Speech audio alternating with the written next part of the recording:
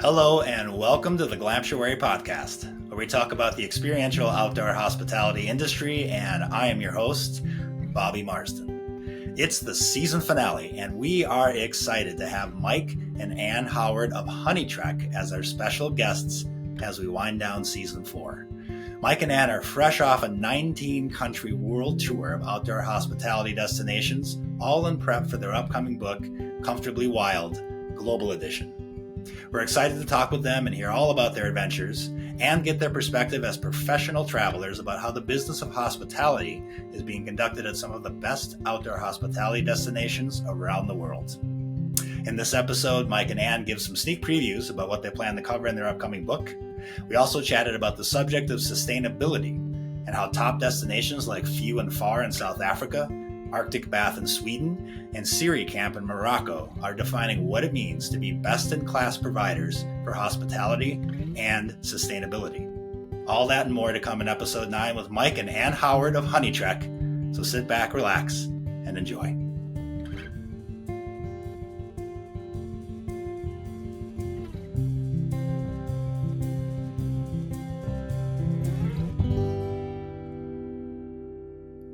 Mike and Ann, better known as HONYTREK, welcome back to the Glamptuary Show. Good to be here. So, a little birdie told me that you were taking the global tour. Is that true? We were just back from a 19-country sojourn from Scandinavia to South Africa.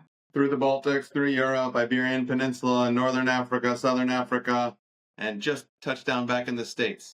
So how long did it take for you to go through 19 countries? We left in January 20th or so. We left the U.S. and flew over to Ireland for a trade show. Spent, I would say, 3 weeks or so in Scandinavia, reviewing camps up there. Worked our way, actually took the train from Sweden through Finland. This is also, remember, winter in Scandinavia. So we were trying what is, glamping among the northern lights, trying ice baths and sauna culture. So it was interesting to move through the seasons because by the time we actually never hit summer because we flipped hemispheres and went into South Africa's winter. So, but it was interesting that we tried, tons of different cultural styles of glamping, different climates, styles of glamping. And the reason we were doing all this in the first place was we've been traveling for 13 years. So travel is fully who we are and what we do. But this specific journey is we got a new book assignment for the best glamping destinations in the world by Simon & Schuster is going to publish it. Thank you. So we are just laser focused on what are these places that are making a difference in outdoor hospitality? Who is doing this to a level where it is beyond sustainable? It is regenerative. They're uplifting communities. They are inspiring, growth within, on a personal level to a community and environment level. So we've been focusing so hard, doing all our research to be like, if we're going to be moving around the world, because that is not easy to do, largely self-funded, is that we're going to be moving with intention and finding places that we're super excited to share with the HONYTREK audience, with our book audience, and the glamping community.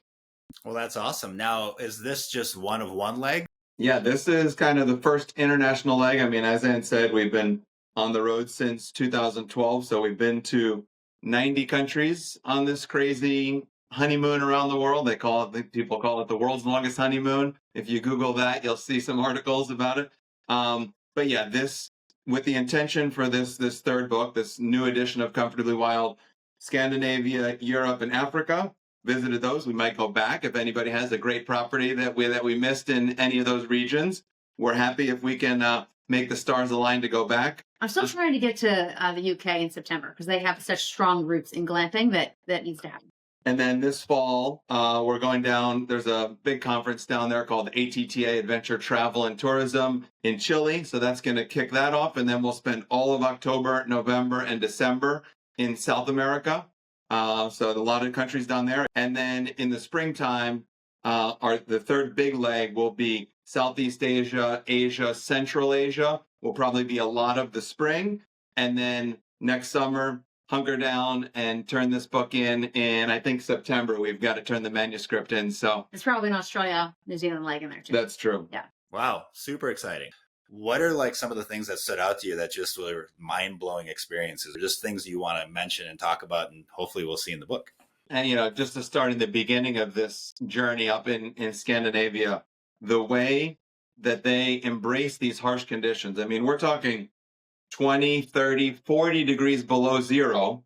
People go about their day. They put a little charger on their car, a trickle charger on their car or their snowmobile, and they take their snowshoes and walk to work through snowstorms, and they're pulling their kid behind them. Like, nobody is complaining like, oh, it's too cold to go to work or to open up our camp. They're hosting people. People are going on vacation. A place like Arctic Bath, where they are a floating glamping camp slash spa in the middle of a river that in the summertime, they're all chained down. And then come winter, as that ice freezes, it just lifts up the camp. And then they dig a huge hole in the middle of the ice. Maybe it's 20 feet across in diameter. But it's framed with gorgeous architecture. So it feels, and a restaurant, and a sauna, and a spa. So all these things are surrounding this center hole that's got bubbles so it doesn't freeze over, because the water is so cold. The ice is between 2 and 3 feet thick. And they use these big saws just to keep it cut open. And you go into this sauna, and you're there with all other Swedish people and people from around the world who are doing this. And you get to feel the culture. Like, they're using these Sami songs and scents and trees and oils, and you're in the sauna and you're getting really hot and you're hearing the music and you're like in the moment. And then as a group, because on your own, you probably wouldn't jump into 1 degree water, 1 degree Celsius, 33 degree Fahrenheit water. And, no sane person would do that, but you're so hot, you're in the moment. It's a circuit. It goes from hot to cold. And because it's led by a guide and a local guide there. And it's just really visceral and rejuvenating. And then you get in the water, and your first dip in, you might be in there for 4 or 5 seconds, or maybe you only get up to your knees and you say, I need to go back in the sauna and get warmer. And you do.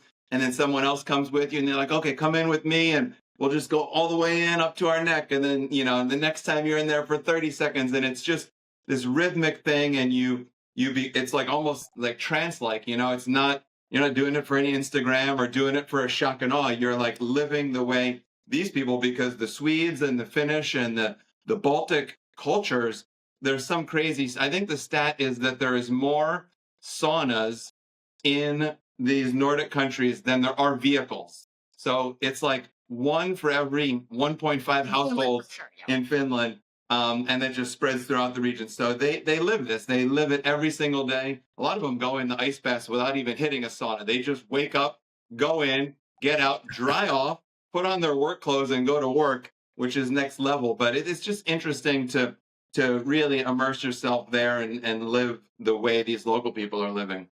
Yeah. And actually, it's interesting. Apple had the show called The Reluctant Traveler. Eugene Levy was the host of it, and he actually visited Arctic Bath. So it was fun to see that. And now I'm hearing about your experience. And what's an experience that stood out for you on the leg of 19 countries?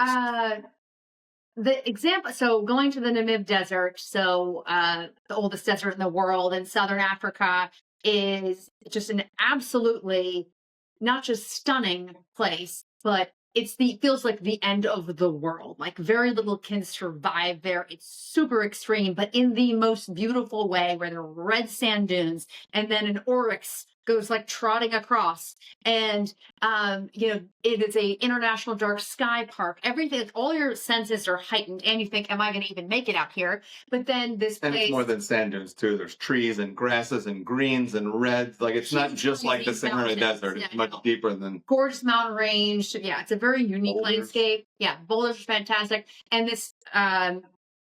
they're a collection of retreats called Wolwedans. They've actually been, they're a 4th generation Namibian family of German descent. And they just on a whim bought this chunk of desert in the 80s. Everyone's like, no one wants to go out there. Like, what do you think, you're going to farm? Like, what, this makes no sense. Good luck to you. His wife was not pleased when the guy came home and said he bought like 100,000 acres of just arid desert that there was no grass or no animals living there. So, but then they really started by living in the desert, appreciating those little nuances and realizing this needs to be protected. Like, the farm down the way was shooting the oryx. Like, no, we've got to stop this. We've got to put our line in the sand and start protecting this place. And now they have close to 500,000 acres that they are protecting. So when you say at one of their lodges, it's like what I think it's 1,000 hectares, so like 3,000 acres per person per guest of wild space. So Wow. the average, they've got almost 500,000 acres of land that they're protecting just for these three lodges. This one slash company. also massive, environmental research piece of it. Like they have a huge foundation that's doing what they can to like bring back desert lions and things like that. But it was that the holistic thinking was above and beyond because we've always been searching for regenerative style destinations. We're like, wow, no one took it as far as you that we have seen. So say, for example, like how are you going to staff anything out there? Right? You're just gonna take some training. Well, there's this village that's been depressed forever that's like far away. Well, we're gonna start a hospitality school. And that hospitality school also, what are we gonna need? Food around here. We're gonna start a permaculture garden school. And then you know what? We're not the only lodge down here, even though we have all this space. Like we can't just think about ourselves. How do we improve the livelihood for the local community, the environment, and also help the other lodges do better? Let's set a great example. So what they're doing is they've started this hospitality school and also kind of like a hub where you had to travel like 6 hours to get laundry done and get major supplies by driving to the capital. Why are we wasting the fossil fuels and the time going back and forth when there is a community who is like ready to work, just needs some training, and let's support them. Not just our hotel. Hey, Four Seasons, do you want to use our laundry facility that's doing this in all green ways and supporting the local community? So it's not just, it's thinking bigger than yourself and thinking bigger than, your immediate plot of land. But it was like the ripple effect was incredible to be a better example. He's not hiding his secrets. He invites every other hotelier to be like, please come see what we're doing, because they have their own, supplying their own power, their own food, their own water, their own training. And like, there should be no secrets when you're doing things right. So it's that knowledge sharing that we should be more open to do, because if you're, if you're doing things the right way, you're only, rising, all, what's the expression? A rising tide floats all boats. So to anybody listening to this episode, if you've never been to Africa, you must go, because it's kind of the origin story of glamping as we know it, or at least when it, came into Western, luxury travel space. But this place, Wolwedans, which I'm sure we'll put a link in the show notes, is just a place to visit if you're a camp owner, because you will see everything Anne just said and more. One of the activities is actually touring their solar array, the place where they put, their composting, their recycling, their training center for these locals, the laundry facility, everything they're doing. He wants to teach other people how to do it. So go there on a vacation. You will have the most amazing vacation, and the landscapes are out of this world, and the wildlife, and you will learn also a lot about how to run a successful glamping camp. But from the sustainability side, to Anne's point, that's why we want to highlight places like this. The whole goal with Comfortably Wild second edition, and same with the first edition, is to highlight places that are doing right by the environment and doing right by the community, and not just the most Instagrammable place that has a great marketing team and gets written up in XYZ top 10 list. And it sounds like whether your experience is something that is obviously tailored to the property, or it's an experience that goes well beyond the property to the community and really to a mindset, it's really about the experience. That's what you're remembering, which I found curious, because when I look at the United States, which is obviously a growing community of glamping and a growing community of outdoor hospitality, and people are kind of finding their way, do you notice that mindset that you experienced in Africa, is that present in the United States? Does it need to be more present? What are your thoughts? I think people are definitely more aware that there's a demand. You look at the Virtuoso report, you look at, the various glamping reports, people want to do the right thing. Not everybody wants to do all the research to make, and feel like they're sacrificing things. You have to make that really easy for them. But I think people respect when that property is environmentally friendly and socially conscious. So I think that's, putting that messaging out there on your websites, and also thinking about not just greenwashing, but like, what am I doing? How could I be doing that better? Telling guests how they can participate and join their efforts to do the right thing. I think we are seeing that in the States. It's that in Africa, it feels like it's like at the bare minimum, you are doing community projects, massive environmental projects. It goes without saying. Here, it's kind of like, oh, that's so nice they do that. Everyone's doing that there. So we can raise the standard here that is a given. Glamping to me is that you are an environmentally friendly choice from the get-go, but we could be pushing that farther.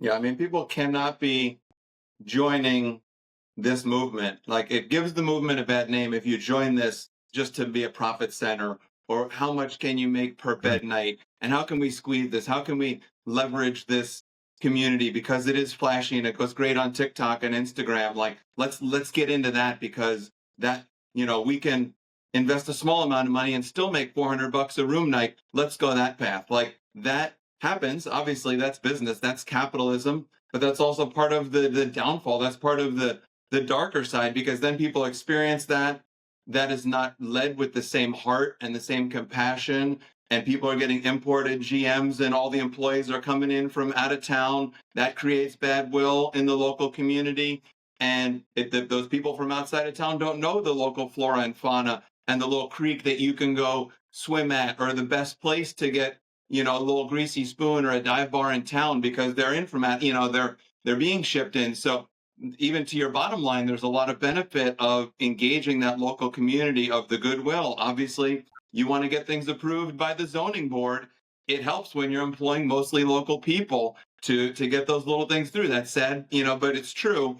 And also, these communities that a lot of camps are opened up into need that assistance, right? They don't need big city folks coming in, and nothing wrong with an investor or somebody with a big idea to come in and want to share this beautiful land. But I think it's important to really consider that community that you're moving into, get their opinions, go in there not just as somebody with $10 million and a big mirrored structure that they're going to put on their hillside that everybody in the community needs to look at. Like, talk to them. How can we work together? Who does activities in town? Who's got skills? Who's got a front end loader? Who does electrician? Who does carpentry? Tell me these people in town. Who does great horseback rides or ATVs, or what places should we connect with? Who can cook for our guests? Who does that kind of stuff? That goes a long way. And I think it's a mentality, because especially when you want to get a business going, it takes a long time, and we want to make it go faster. And I think it's thinking long term. And actually, I will provide this resource to the group. Please put it in your show notes. It's one of the most inspiring resources I have found. It's called thelongrun.org. And it's basically those people who are thinking, this is not like a flash in the pan. It's like, what is your impact? Not tomorrow or the next year, but in the huge picture, the big picture, long-term for environment community. And so they surface a lot of really wonderful examples and provide resources too. Yep, absolutely. Yeah, it's the mindset. And a lot of it comes from the founders, the people that are planting those seeds, and as you said, and it really is how you grow it. And then you get into the very fine details, and that can be called hospitality. Is there any little details that just stood out to you in any of the places that you stay in that were just a little touch? We did something called, they do a sleep out that is epic. And I've seen this also done. The grandest version we've seen was at Few and Far. But we've also seen it done in a more rustic version in, the Grand Canyon area of Arizona. So this idea of getting people out of their element and be like, tonight, you're coming with us. And there's a surprise camp set up with maybe a slight little hike. You don't quite know where you're going. It's getting dark out, but then magic. There are just lanterns set up, and there's a barman there and a beautiful bed. And, it was so above and beyond. And you will never forget that kind of thing where you feel like, is this what I'm going into? It's Africa at night. There are very large animals. Like, are we sure it's a good idea? But it was such a thrill. And obviously they had we were safe. We were very safe. But it's this idea of okay, I'm just going to trust. I'm going to trust, I'm going to believe, and I'm going to make the most of this experience. And to, wake up, to see stars from bed and the sunrise over your toes and just feel like you've come away like, wow, I did this. This was so amazing. So I love the idea of a sleep out, camp out. And I think more camps could be doing that. And you can do it over, it's like a huge lift. It doesn't need to be over the top. But it is unforgettable and a thrilling way to mix up what you already have. And I'll follow up with one of my own from a camp we stayed at up in the Sahara Desert up in Morocco. And it's this camp called Tiziri Camp, one that we've had on our hit list for a while. And he is really trying to, because he's in this place called Merzouga. A lot of people come there from Marrakesh or Casablanca. It's like where you go if you want to see the Sahara Desert. So there are a lot of camps there. He grew up on the desert, like on the dunes. He still has his family home there. And he sees people just coming in and investors coming and just buying slices of these dunes and putting up, cookie cutter type glamping, and he wants It's all glamping, but it's been so manufactured. Exactly. He really wants to make a positive change and find a way to be sustainable, to have solar, to, find ways to not waste water and reclaim the little water that they do have out there and inspire his neighbors to do the same. So he is a very sustainable plant culture, and to make it bigger than just like my night in the dunes. Exactly. But the thing I was going to say, the small touch that he had, which a lot of camp owners do, is he had a connection to that land through his mom. His mom actually grew up on the piece of property where now his camp is. His grandma lived in his grandma too, had a tented home under a tree, which he retained, and he's now turning it into like a special experience. But he embraced that and he shares that with his guests. And if you're on a piece of land that's been in your family, or even that you've lived on for a couple decades and you have some stories there, embrace that, put that on your website. Don't, when we're looking at a camp to potentially include in Comfortably Wild or one of our articles, we look at your About Us page. And if your About Us page says not even your name, and it talks about how glorious it is and under the stars and luxurious linens and fine wine, and it doesn't mention a name or who you are or why you're doing it, it turns us off. Yeah, well, it sounds like it's kind of twofold on the story front. I mean, they can do little things like the sleep out or put a special piece of fruit that comes from a tree with a story about that fruit. And that's going to give you a story to tell. But it has to start with their story. And that's what's going to wrap you in. And you mentioned research and kind of what turns you on and what turns you off. Have you noticed any changes or trends about how people are finding these properties? Because a website is a written word oftentimes, and you have to sit there and read it and engage with it. But there's things like TikTok, there's Instagram, there's other ways that these camp owners are using to communicate their story. Perhaps it's about themselves, perhaps it's about their property, or both.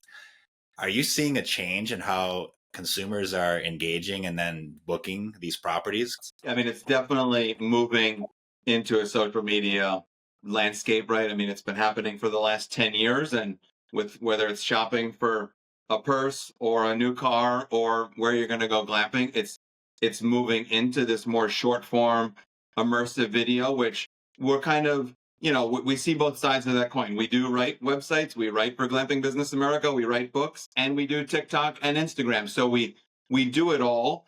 And there's pros and cons to each of them. I think one of the cons of where we're going with AI and TikTok generated content is that it's harder to really tell that full story. Anne writes these, I think, amazing blogs that are 2,000 to 4,000 words. It might be, if we did that on a TikTok, it would be 20 minutes of speaking to the camera.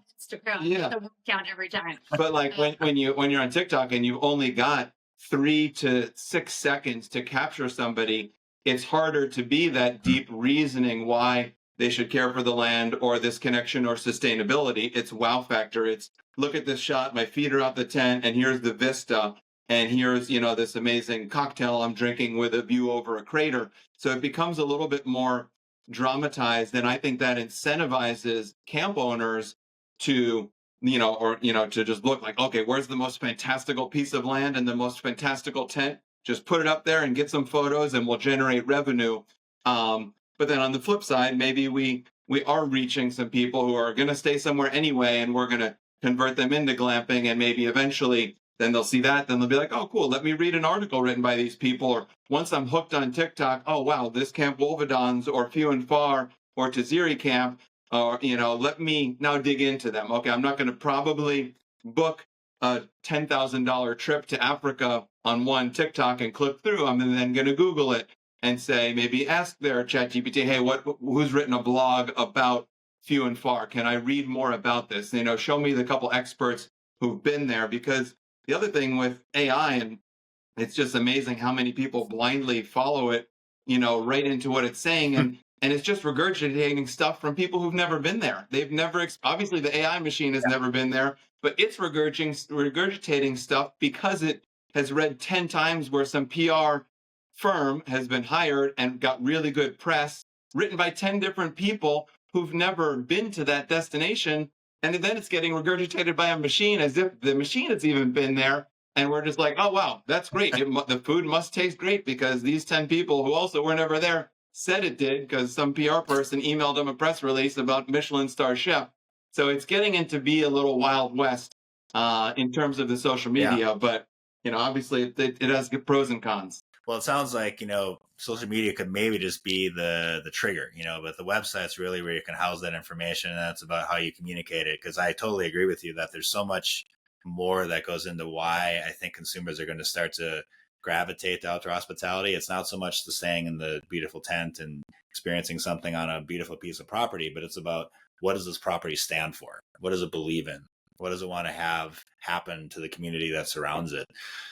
Speaking of communities kind of converging, so over the last year, the big hotels have gotten involved in outdoor hospitality.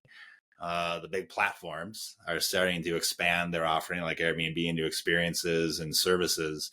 The idea that you can book under canvas on points now is like kind of blows my mind. And at first it was like, but at the same time, I was like, okay, good. Because there's a loyalty traveler who will never get out of their lane because they're so like, well, my status and my points. So I was like, you know what? That's great. I'm so excited. That's much more mass to me. And that kind of grosses me out. But at the same time, I'm like, fantastic. Maybe we'll open their eyes and be a gateway to then go, I'm going to do something that's more unique and bespoke because I found a way, and it just will hopefully will open up more people's eyes to this style of travel. So I was actually, in the end, very excited that happened. And I think it normalizes this, outdoor hospitality / glamping experience beyond what, since 2005 or whenever we all started using this word and talking about it. Everyone's, oh, this is just a trend. It's for millennials, or it's just, a little fad, and we'll get back to the normal thing, either camping or big box hotels, and people kind of played it off,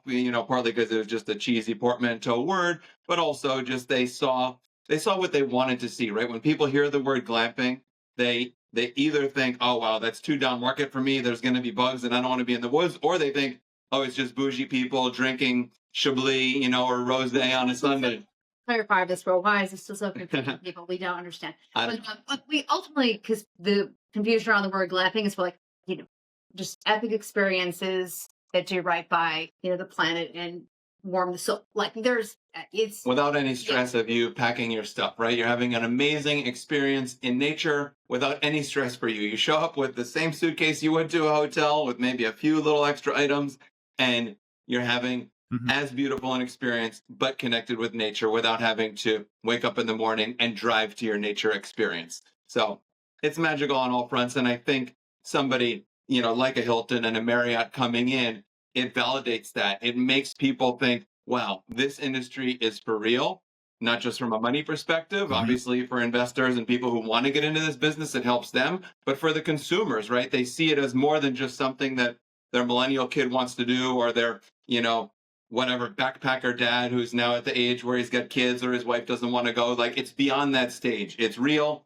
It's on your phone. You can book it with points, and to Anne's point, it will validate all of these other experiences. And it will, once you go glamping, if it's done right, it just hooks you. Like, you see that experience and you're like, wow, that was easy. It was comfortable. I had my glass of wine. I didn't need to set up a bed.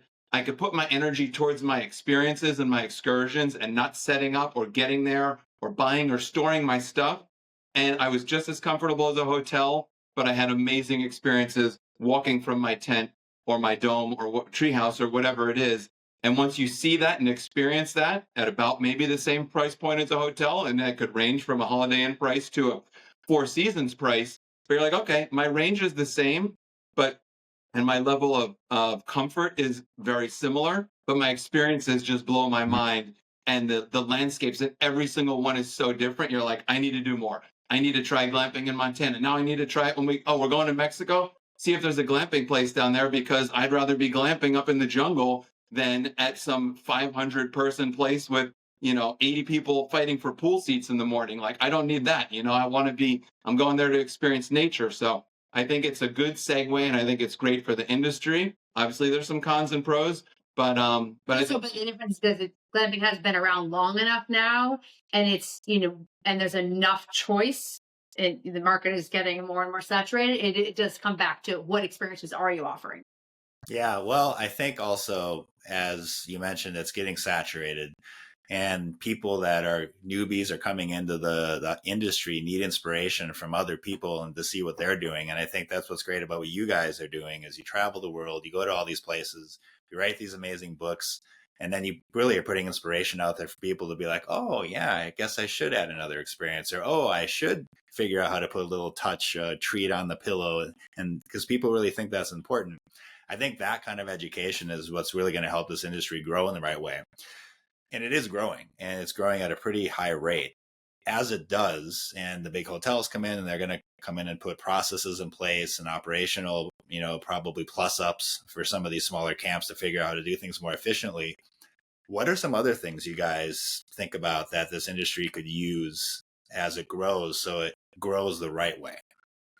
I think these associations, I think glamping, like the, American Glamping Association is a very good organization that anybody should be part of. I think that kind of thing, to your point about Not be siloed. yeah, to not be siloed and thinking that you're on your own, and because every single problem you've had, from permitting to, septic to solar to booking platforms, there are thousands of people, literally, but maybe even tens of thousands of people in just America alone who've gone through those same exact problems.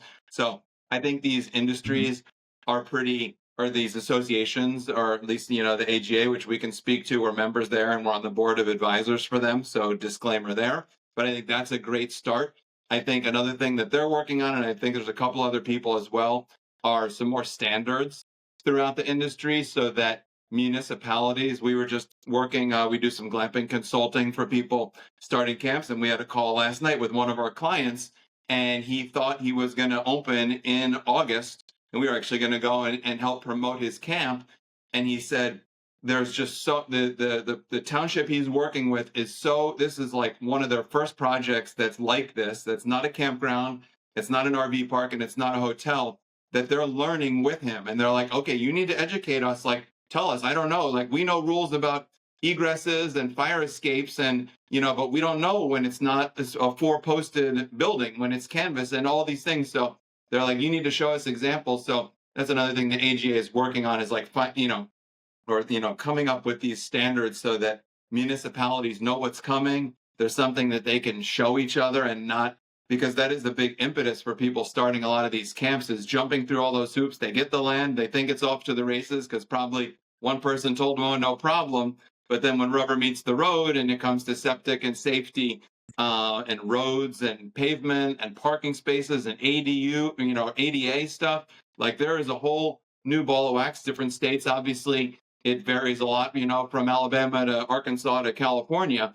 But I think the AGA being a great national resource, also alliances on a local level where you're like, it seems like some these people are competition, a nearby glamping camp, but you have the same goals of protecting that environment, also proving why your environment is so beautiful and worthy of someone's vacation. You shouldn't be competitive. It's that let's make this place an even more fantastic destination and lean into each other to get the word out there. And that's also having other partners, like maybe it's the state park who's involved. It's the, another local alliance to say, hey, let's get this region on the map and show that this is a place that, is being protected and cared for and is wonderful to share with other responsible travelers. So it's looking around to see how you can help each other more, because in the end, you are in the goal of promoting and protecting this beautiful area that your camp resides in. And to your point about working with your neighbors, we were talking before about working with the local community, obviously employing them as much as possible, but your neighboring glamping camps, let's say everybody within 100 miles of you,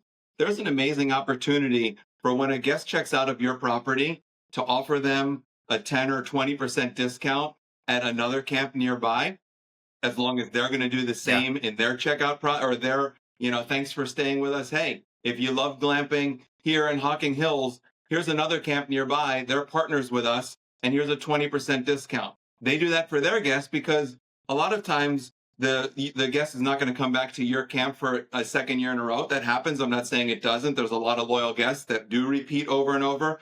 But if you can share the love and send somebody to that other camp, they'll send their guests to you. That's going to lead to a lot more bookings than you being greedy and being like, I don't want to promote anybody. This is me. Absolutely. And as a community, what does it do, Ann?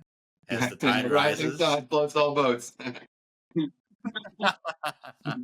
Well, you guys are such amazing speakers, and I know you have an engagement with the American Glamping Association for the glamping show, but talk a little bit about that. That's coming up in October, I think, in Aurora, Colorado. We're going to be on a panel with some other fantastic, Little Bit of Wit is leading it, Winnie Scott, and basically what are the things you can do to, the kind of experience you can create for guests that are going to increase bookings in the long run, increase that sort of guerrilla marketing of spreading the good vibes when you offer somebody a really amazing experience that they're going to tell their friends and want to come back. So we're going to we have our first group call next week, so can't reveal too much, I don't know too much yet. But meanwhile, it's about, creating guest experiences that stick.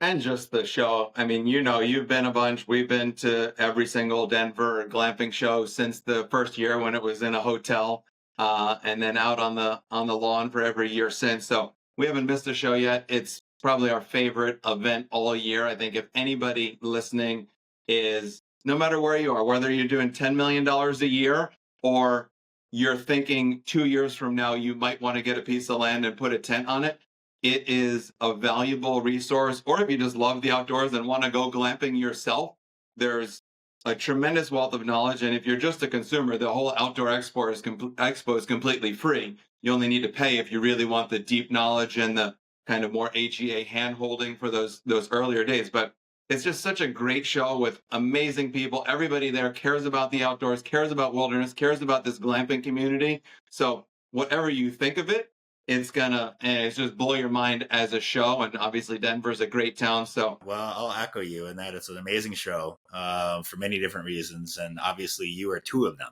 Real quick, each of you, and I'll start with you. One thing you're looking forward to on the next leg of your global trip.